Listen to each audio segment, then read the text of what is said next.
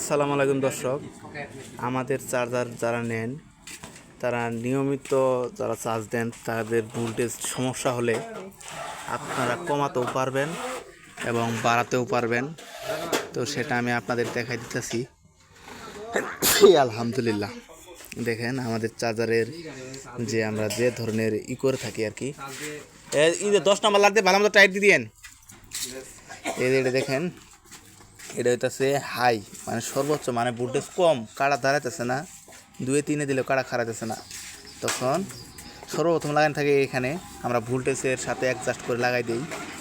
তো তারপরে যদি ভোল্টেজ এটাতে দেখে যদি কম, তা আমরা এটাতে লাগাই দিই, এটা দিয়ে তারপরে কম, তো এটাতে লাগাই দিলে ঠিক হয়ে যায়।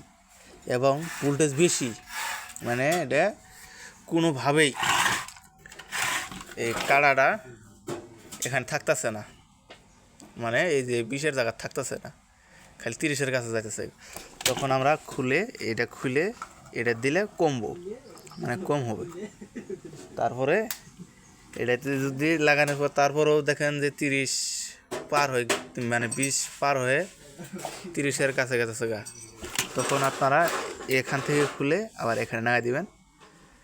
তারপরে দেখেন যে কোনোভাবেই এই আগের জায়গাতে চলে গেছে, তখন কারেন্টের ভোল্টেজ বেশি এবং কিছুক্ষণ পর আপনারা চার্জ দিবেন।